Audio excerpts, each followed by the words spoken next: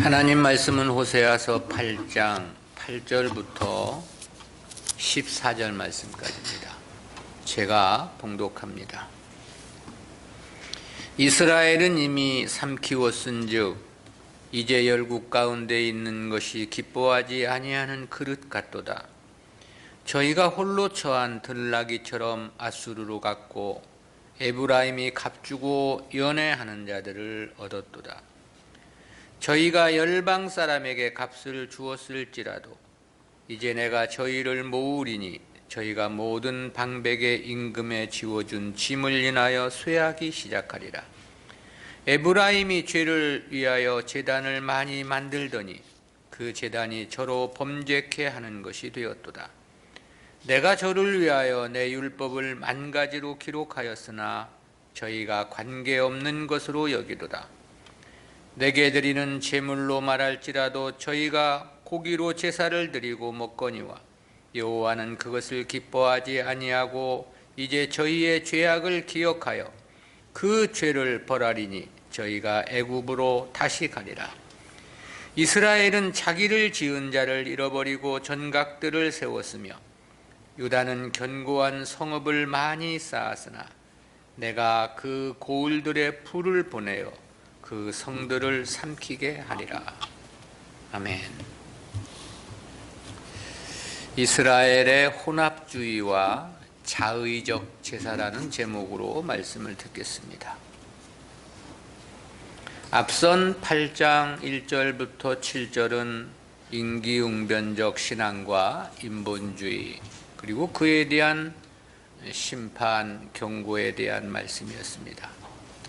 이제 네 번째 설교의 결론격인 본단락은 혼합주의적인 실태와 하나님 뜻과 상관없이 자기들 마음대로 제사를 드리는 자의적 제사를 고발한 말씀입니다. 이러한 본문 내용은 구속사적 교훈까지 그 주제를 넷으로 구분해서 살펴보겠습니다. 첫 번째는 선민의 정체성을 잃어버린 혼합주의입니다.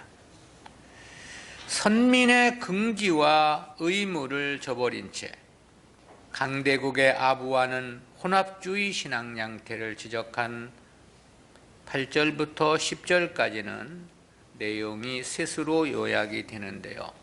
첫 번째는 쓰지 않는 그릇 같은 이스라엘입니다. 이에 대해 8절에서 그렇게 말씀을 했습니다. 이스라엘은 이미 삼키웠은즉 이제 열국 가운데 있는 것이 기뻐 아니하는 그릇 같도다. 호세아는 먼저 이스라엘이 이미 이방에 삼킴을 당했음을 선언하고 있습니다.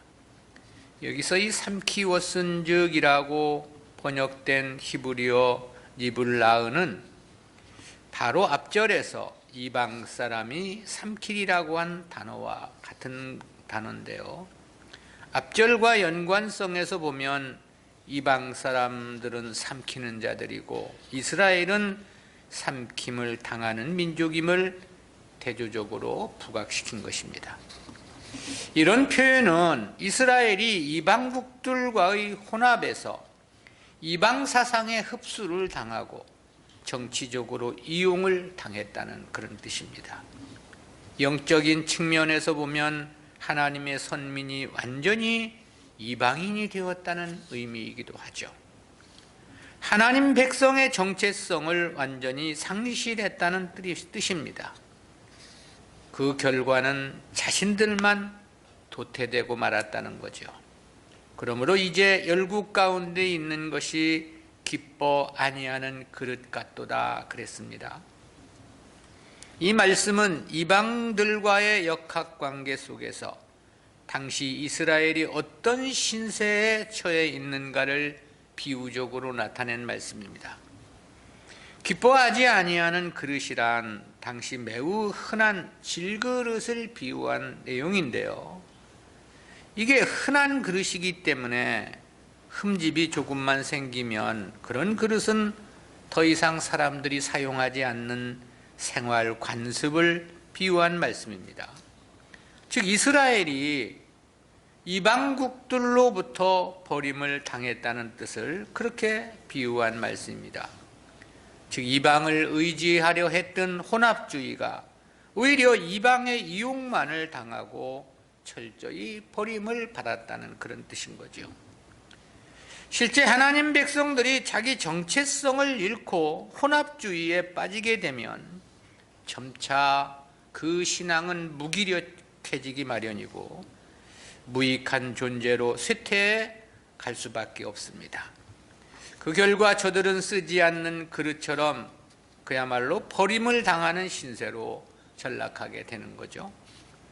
때문에 주님은 소금이 그 맛을 잃으면 밖에 버려져 사람들의 발에 밟힐 뿐임을 말씀하기도 했습니다.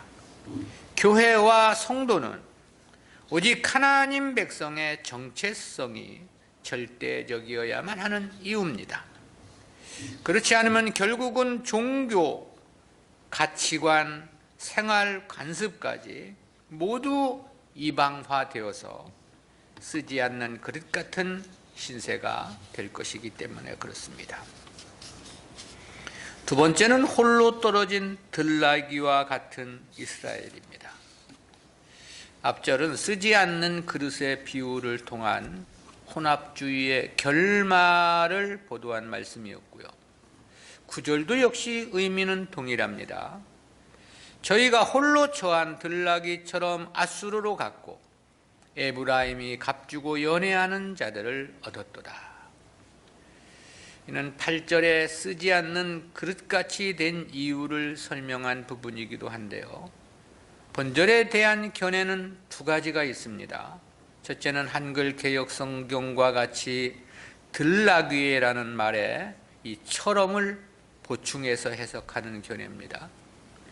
이 견해를 따르면 북이스라엘이 앗수르의 포로로 끌려가 돕는 자 없이 고독하게 지낼 것을 예언한 것이라는 그런 뜻이 되는데요. 칼빈이 이렇게 해석을 했습니다. 두 번째는 들나귀도 홀로 자신의 삶을 영위하거늘 어찌 북이스라엘은 앗수르를 의지하려는가라고 해석하는 견해가 있습니다. 이는 신학자 케일의 견해인데요. 이 견해에 따르면 북이스라엘이 하나님이 아니고 앗수르를 의지하려 했다는 그런 뜻이 됩니다. 즉 북이스라엘이 들나귀보다도 못함을 비유한 것이 되겠죠. 이 원어에서는 들나귀처럼 할 때 이 처럼이라는 단어는 없습니다. 그러므로 이 칼빈의 견해보다 이 케일의 견해가 합리적 해석이라는 지지를 받습니다. 역사적으로 보면 므나헴이 앗수르가 침략하려 하자 조공을 바침으로 무마시킨 경우가 있었습니다. 또 이스라엘의 마지막 왕이었던 호세아는 앗수르의 공격을 받자 조공을 바침으로 또 이를 무마시키고자 했습니다. 그런데 이러한 이스라엘의 태도는 전적으로 하나님을 외면하고 무시하는 불신앙적인 태도였던 거죠. 그리고 그 결과는 도리어 아무런 도움도 보호도 받을 수 없는 무익한 행위에 불과했던 거죠. 들나귀도 홀로 살아가는데 이스라엘은 하나님이 계심에도 홀로 살지 못하고 그저 이방의 강대국만을 의지하려 했다. 그런 뜻이 되는 거죠. 그만큼 이방과의 혼합의 결과가 참담함을 지적한 말씀입니다. 9절 하반절에서는 에브라임이 값주고 연애하는 자들을 얻었도다 그랬는데요. 이는 진정으로 사랑할 수 없는 음녀를 돈 주고 샀다는 그런 뜻입니다. 즉 북이스라엘이 자기들을 도울 마음이 전혀 없는 앗수르나 애굽에 뇌물을 보내며 평화 조약을 맺은 것을 비유한 말씀입니다. 실로 이스라엘이 의지하고 사랑할 대상은 하나님이죠. 그런데 저들은 하나님을 배신하고 도리어 앗수르나 애굽에게 조공을 바치고 충성을 맹세함으로써 원조를 구했던 거죠. 여기서 이 값주고 얻었도다에 해당하는 원어적 개념은 돈을 주고 하인이나 용병을 고용하는 행위를 나타내는 단어인데요. 근데 그것은 창기를 돈을 주고 산 꼴이 되었다라는 것이죠. 하나님 백성들은 오직 하나님으로만 자신의 인생을 승부해야 하는 건데요. 왜냐하면 성도의 성공과 승리는 오직 하나님으로부터만 있어지는 것이기 때문에 그런 거죠. 세 번째는 이방국들로 인한 압제와 고난입니다. 압달락은 이스라엘이 이방과 동맹을 맺고 의지한 혼합주의적인 삶을 지적한 말씀이고요. 이어진 10절 말씀은 그러한 삶이 가져온 결과적 열매가 어떨 것인가에 대한 말씀입니다. 10절입니다. 저희가 열방 사람에게 값을 주었을지라도 이제 내가 저희를 모으리니 저희가 모든 방백에 임금의 지워진 짐을 인하여 쇠하기 시작하리라. 이스라엘이 도움을 얻기 위해 열국의 재물을 바쳤지만 하나님은 오히려 그 나라들을 모아 이스라엘을 대적해 하실 것이라는 그런 뜻인데요. 당시 이스라엘은 아수르 한 나라에만 조공을 바친 것은 아니었습니다. 자신들에게 힘이 되고 원조를 제공해 줄 수 있다고만 판단되면 그 어떤 나라에도 재물을 바치며 동맹을 요구했던 거죠. 그러나 하나님 백성이 하나님 외에 다른 것을 의지하게 되면 도리어 의지한 그것으로 인하여 자신들만 쇠하여지고 수치스럽게 될 것이라는 그런 뜻입니다. 여기서 저희가 모든 방백에 임금에 지워진 짐을 인하여 쇠하기 시작하리라고 한 말씀이 그런 뜻인데요.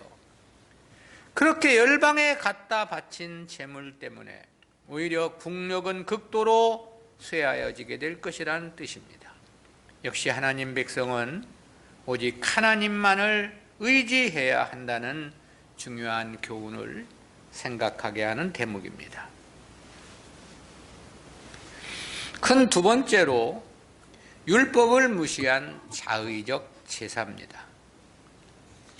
압달락은 하나님 백성의 정체성을 잃고 이방을 의지함에 대한 혼합주의에 대한 지적이었습니다. 이어진 11절부터 13절은 하나님의 뜻을 무시한 채 자기들 멋대로 드린 제사를 지적한 말씀입니다. 이 부분 역시 내용은 셋으로 요약이 됩니다. 첫 번째는 이스라엘이 쌓은 제단과 그 결과입니다. 11절입니다.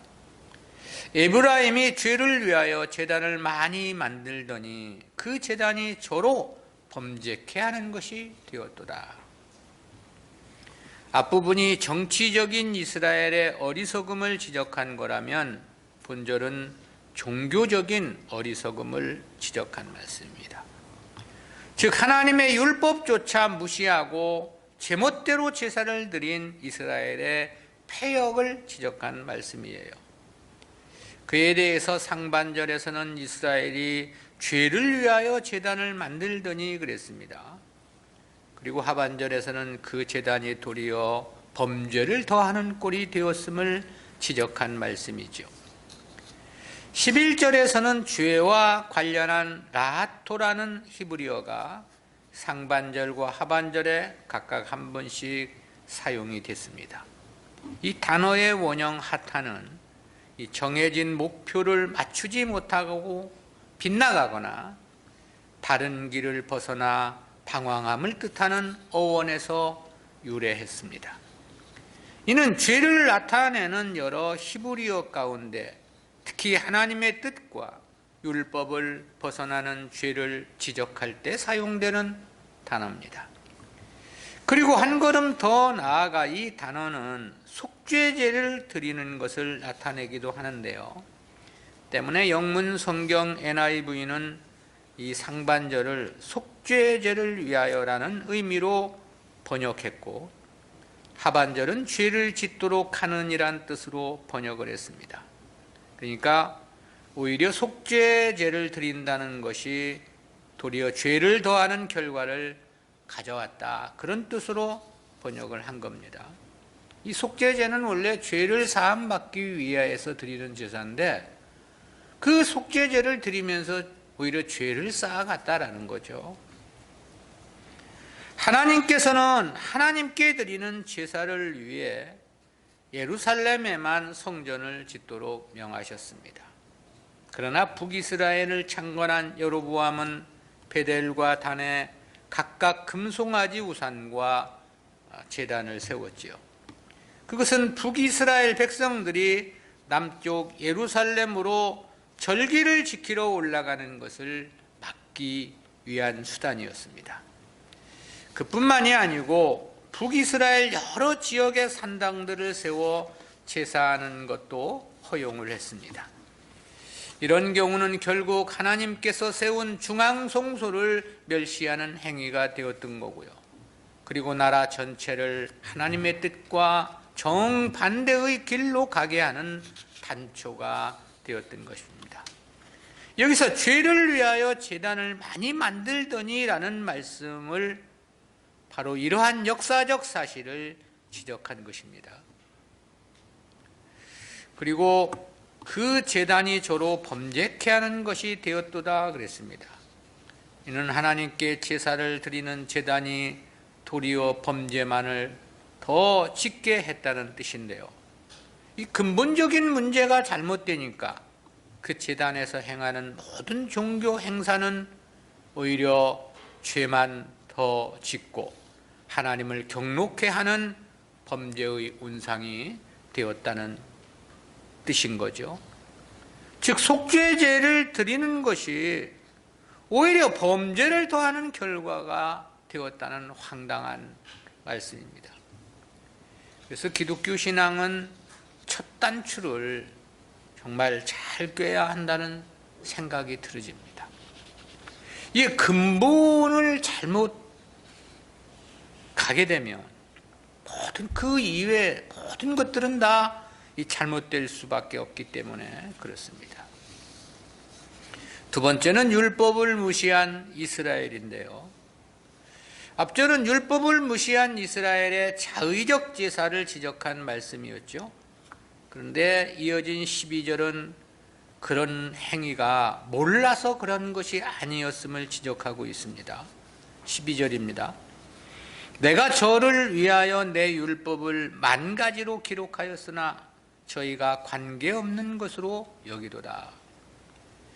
여기서 내가 기록하였으나라고 번역된 히브리어 에크토브는 이 석판 등의 글씨나 그림을 새기는 행위를 가리키는 카타브라는 단어의 동사에서 유래한 단어입니다. 하나님께서 마치 돌 위에 철필로 새긴 것처럼 명명백백하게 그들이 살아가야 할 삶의 규범을 가르쳐 주셨다는 거죠. 그런데 그렇게 만 가지로 기록을 했다 그랬습니다. 하나님께서 모든 면에 부족함이 없도록 상세히 가르쳐 주고 교훈해 주셨다는 의미의 표현입니다. 한마디로 저들이 하나님의 뜻을 알지 못해서 그런 것이 아님을 지적하신 것입니다. 명명백백하고 필요 충분하게 계시를 해 주셨음을 말씀하고 있는 거죠.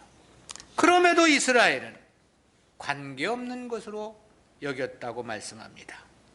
자기들과 상관이 없는 말씀으로 취급을 했다라는 거죠.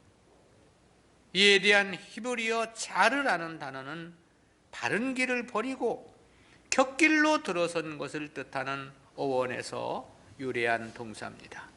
문자적으로는 이방인 혹은 길손처럼 여기다 또는 외도하다, 다른 사람에게 가다라는 등의 의미로도 이해할 수 있는 단어인데요. 즉 저들은 하나님의 말씀을 이 길손처럼 자기와는 전혀 상관없는 대상으로 여겼다라는 거죠. 또 외도만을 일삼는 것과 같이 하나님의 말씀은 좋아하지 않았다는 그런 뜻입니다. 철저히 하나님 말씀을 외면하고 무시한 행태의 삶이었음을 지적한 것이죠. 세 번째는 이스라엘의 무용한 제사입니다. 앞절은 이스라엘의 자의적 제사가 하나님 뜻을 몰라서 그런 것이 아니었다는 말씀이었고요. 이어진 13절 말씀은 그러므로 하나님께 대한 저들의 제사가 크게 목적이 빗나가게 되었음을 지적한 내용입니다. 13절이죠.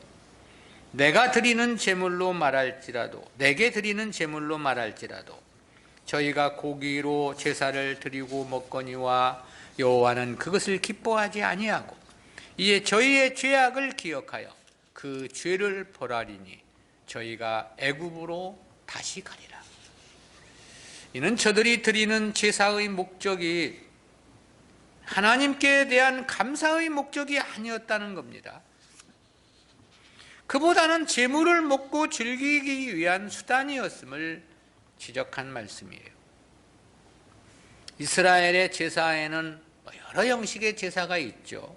그러나 가장 기본적인 제사는 하나님께 온전한 헌신을 다짐하는 번제라고 말할 수 있습니다. 그런데 당시 이스라엘은 이 온전한 헌신적 제사가 아니었습니다. 제사보다는 그저 제물을 먹고 즐기는데 더 마음이 쏠려 있었던 거죠. 때문에 하나님은 이를 기뻐하지 않으심을 말씀한 겁니다. 그리고 저희의 죄악을 기억하여 그 죄를 벌하리니 저희가 다시 애굽으로 가리라고 말씀했습니다. 여기서 애굽으로 다시 가리라고 한 말씀의 의미는 과거 애굽의 포로 생활을 비유한 말씀이죠. 그곳에서 하나님의 은혜로 해방되어 나와 이스라엘에는 나라를 세웠던 거죠. 그런데 이제 다시 이방의 종살이로 되돌아갈 것이라는 의미의 말씀입니다. 실제 저들은 아수르에 의해 포로로 잡혀감으로 이 말씀은 성취가 되었습니다. 실로 하나님 말씀을 무시한 행위는 심히 엄중한 심판이 불가피한 심히 큰 죄 중에 죄인 거죠. 말씀을 무시하는 것 자체가 그게 하나님을 무시하는 행위가 되기 때문에 그렇습니다. 세 번째는 하나님을 무시한 채 전각과 성읍만을 의지하는 행태와 그에 대한 심판의 말씀입니다. 14절은 제4설교의 마지막 구절입니다. 근데 여기서는 이스라엘과 유다의 죄악을 동시에 지적하고 또 동시에 두 나라의 심판을 선언을 했습니다. 14절입니다. 이스라엘은 자기를 지은 자를 잊어버리고 전각들을 세웠으며 유다는 견고한 성읍을 많이 쌓았으나 내가 그 고을들의 불을 보내어 그 성들을 삼키게 하리라. 이 본절 전반절에서는 이스라엘이 하나님을 잃어버리고 전각들을 세운 것을 지적한 말씀이에요. 여기서 이 전각들로 번역된 히브리어 헤칼로트라는 단어는 기본적으로는 왕궁들이라는 그런 뜻입니다. 근데 꼭 왕궁이란 뜻에만 국한하지는 않고요. 그래서 영문 성경에서는 신전들이라고 번역한 경우도 있는데요. 의미상으로는 이 신전보다 한글 개역 성경의 번역처럼 왕궁으로 번역을 함이 보다 합리적입니다. 이는 전체적인 의미가 하나님은 잃어버린 채 자신들의 왕궁만을 공고히 하며 안위를 꾀하였다는 뜻이 되기 때문입니다. 근데 이러한 형태가 이스라엘만은 아니었다는 거죠. 유다 역시도 그와 비슷하게 견고한 성읍만을 많이 쌓았음을 지적하고 있습니다. 하나님을 의지한 게 아니고 견고한 성만을 많이 쌓아가지고 자신들의 힘으로 국가의 안전을 지키고자 했다라는 거죠. 다윗은 전쟁에서 빼앗은 병거와 말을 다 힘줄을 끊어가지고 불구를 만들고 병거는 다 불태워버리고 했는데 그것은 왜 그 비싼 말과 그 정말 말도 비쌌지만 병거는 말보다 4배가 더 비쌌어요. 근데 그 병거를 왜 불살라 버렸느냐? 나는 하나님만 의지할 것이며, 이 전쟁은 전쟁의 무기로 싸워서 이긴 게 아니라 하나님이 이기게 해주신 것이고, 그리고 앞으로도 나는 하나님만 의지하겠다는 믿음의 고백이었던 거죠. 근데 지금 이 이스라엘과 이 유다는 오히려 성읍만 많이 쌓고 왕궁의 안위만을 보존하고 자기들 나름대로 그렇게 하나님과는 관계를 끊고 그렇게 살아갔다는 거죠. 근데 성경이 뭐라고 말씀합니까? 시편 127편 1절입니다. 여호와께서 집을 세우지 아니하시면 세우는 자의 수고가 헛되며, 여호와께서 성을 지키지 아니하시면 파수꾼의 경성함이 허사로다. 자기들을 지으신 하나님은 도외시한 채 스스로 왕궁과 견고한 성읍을 세운들, 그것이 무슨 의미가 있겠느냐라는 거죠. 때문에 하나님은 내가 그 고을들의 불을 보내어 그 성들을 삼키게 하리라, 그렇게 말씀합니다. 구약에서 이 불은 하나님의 철저한 심판을 상징합니다. 따라서 여기서의 불은 아수르와 바벨론을 가리킨 것이라고 이해할 수 있습니다.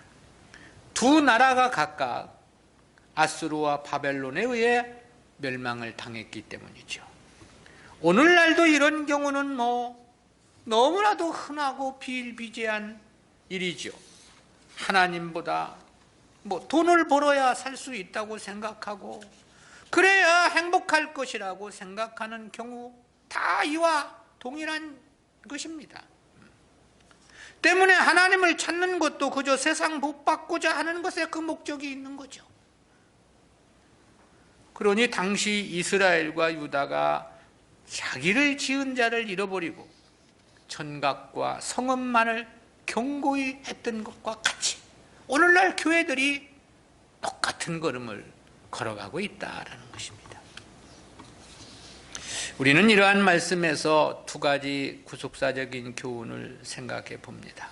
첫 번째는 신앙의 근본과 목적의 중요성에 대한 교훈입니다. 11절에서 죄를 위하여 제단을 많이 만들더니 그 제단이 저로 범죄케 하는 것이 되었도다 그랬습니다. 이는 근본이 잘못되니까 속죄제가 도리어 죄만을 더욱 쌓아간다는 그런 의미라고 했잖아요. 여로보암 1세는 자신의 정치적인 욕심에 베델과 단의 송아지 우상을 만들어 잘못된 제사를 조장했던 거죠. 이는 율법을 따른 것이 아니라 인본주의적인 자의적 제사였습니다. 그러므로 그 제단은 도리어 제사를 드리면 드릴수록 죄만 더해갈 수밖에 없었던 거죠. 그럴 수밖에 없는 이유가 있습니다. 그것은 근본이 잘못되면 그 과정은 그에 대한 부수적인 행동에 불과할 뿐이기 때문인 거죠. 13절 전반절에서는 내게 드리는 제물로 말할지라도 저희가 고기로 제사를 드리고 먹거니와 그랬습니다. 이는 저들이 드리는 제사의 목적이 하나님께 감사의 목적이 아님을 표현한 말씀이라고 했습니다. 오히려 제물을 먹고 즐기기 위한 수단이었다고 지적한 거죠. 즉 하나님 섬김의 목적이 잘못되었음을 지적한 말씀입니다. 때문에 하나님은 저들을 향해 그 죄를 벌하리니 저희가 애굽으로 다시 돌아갈 거라고 말씀을 합니다.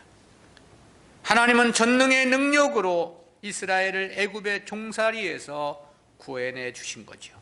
그리고 저들에게 젖과 꿀이 흐르는 가나안 땅을 기업으로 주셨던 겁니다.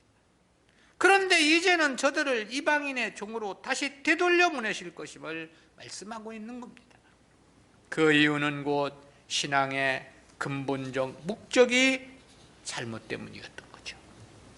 때문에 신앙에 있어서 근본과 목적은 심히 중요합니다. 성도의 신앙의 근본은 반드시 진리의 근거를 두어야만 하죠. 그리고 목적은 역시 반드시 하나님의 나라 영생을 표대해야 하는 거죠.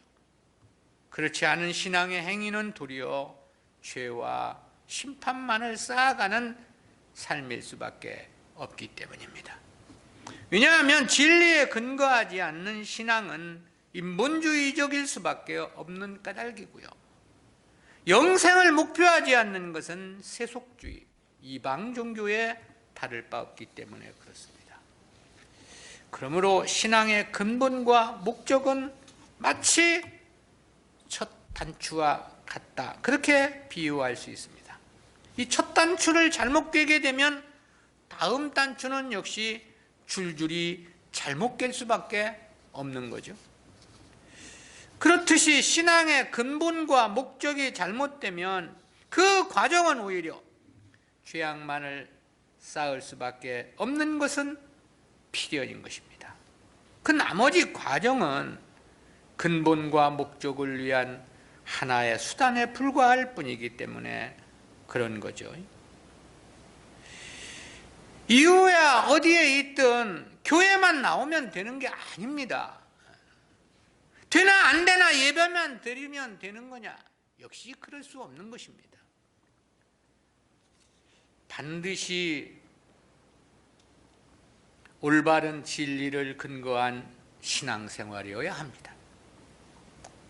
반드시 하나님의 이름을 부르되 영생을 목표함이어야만 하는 것입니다. 이게 아니면 천가지 만가지 다 무용한 것이고 죄만 더하는 결과를 낳을 뿐이기 때문이죠.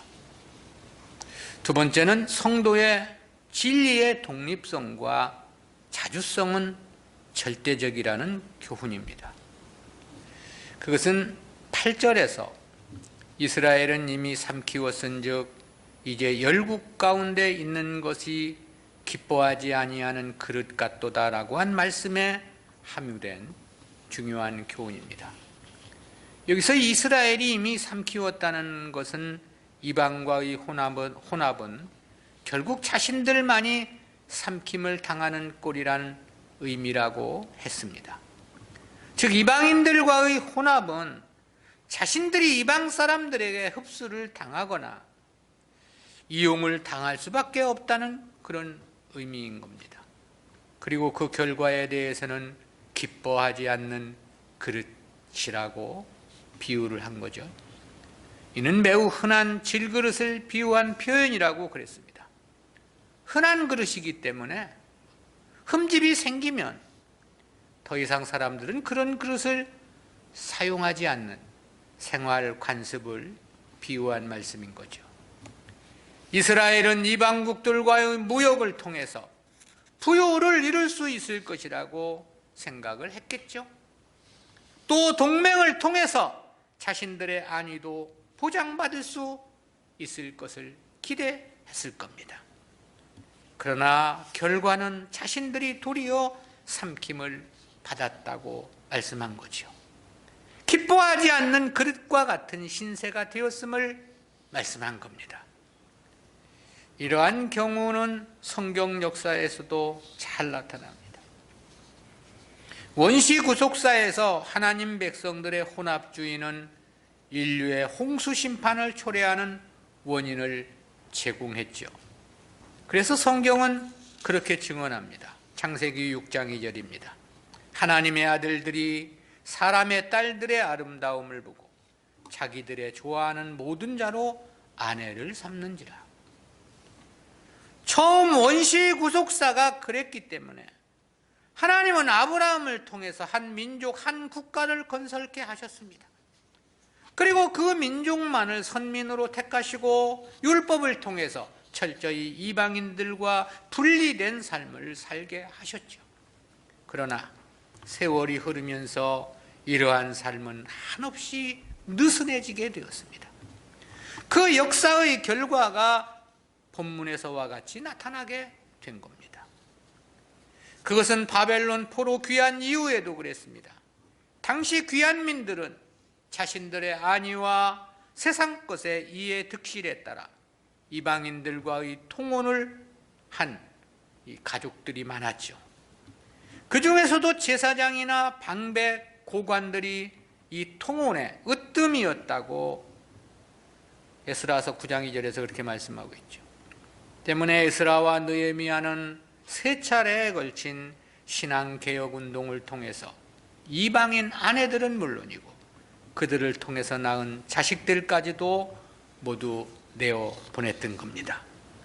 이방인들과의 혼합은 신앙의 순수성을 상실케 되고 결과적으로는 자신들이 삼킴을 당할 수밖에 없다는 진리를 저들은 깨달아 알았기 때문이었던 거죠. 실제 하나님 백성들의 이방인들과의 교통은 이방인을 하나님 백성 만드는 게 아닙니다. 하나님 백성이 이방화 되어가게 되어 있는 것입니다. 왜냐하면 이방인이 하나님 백성 되는 길은 절대 불가능의 영역이기 때문에 그렇습니다. 그리고 이러한 원리는 신약의 교회, 신약의 성도들에게도 그대로 적용이 됩니다. 때문에 교회는 사람이 많으면 많을수록 이방 종교화 될 수밖에 없습니다. 교회가 되나 안 되나 사람의 수만 모으려 해서는 안 되는 이유입니다. 교회는 오직 하나님 백성들만으로 순수해야 합니다. 진리에 대한 독립성과 자주성은 절대적이어야만 하기 때문에 그렇습니다. 교회 안에 사람의 생각이 끼어들어와서는 안 되는 것입니다. 그래도 사람인데라는 인본주의적인 사고의 혼합은 금물입니다. 세상적 가치관과 인간적인 사랑도 절제되어야 합니다. 그렇지 않으면 진리는 결국 변질과 왜곡을 낳을 수밖에 없기 때문입니다. 그리고 그렇게 되면 그 결과는 쓰지 않는 그릇과도 같고 홀로 떨어진 들나귀와도 더 못한 인생이 될 수밖에 없기 때문에 그렇습니다. 홀로 떨어진 들나귀도 혼자 살아가는데 하나님 백성들이 하나님 외에 다른 것을 의지해서는 안 된다는 거죠. 그것이 돈이든 그것이 권세이든 그것이 사람이든 마찬가지입니다. 하나님 외에 다른 것을 의존하는 것은 결국 자기 정체성을 잃을 뿐 결과는 쓰지 않는 그릇과 같은 신세만 될 뿐인 거죠. 때문에 주님께서도 소금이 그 맛을 잃으면 밖에 버리고 사람들의 발에 밟힐 뿐이라고 말씀을 하셨던 거죠. 따라서 교회는 순수하고 순전한 진리가 절대적 조건입니다.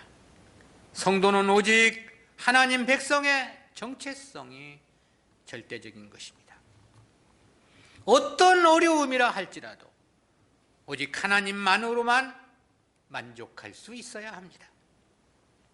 죽음을 눈앞에 둔 절망적 위기라 하더라도 하나님만을 소망해야 합니다. 쇠를 녹여내는 극렬한 풀무불에 던져질 위기 앞에서도 하나님만을 신뢰했던 사드락, 메삭, 아벳느고와 같아야 하죠. 사자 굴 속에 던져질 절대 절망에서도 하나님 섬김을 멈추지 않았던 다니엘과 같아야 합니다.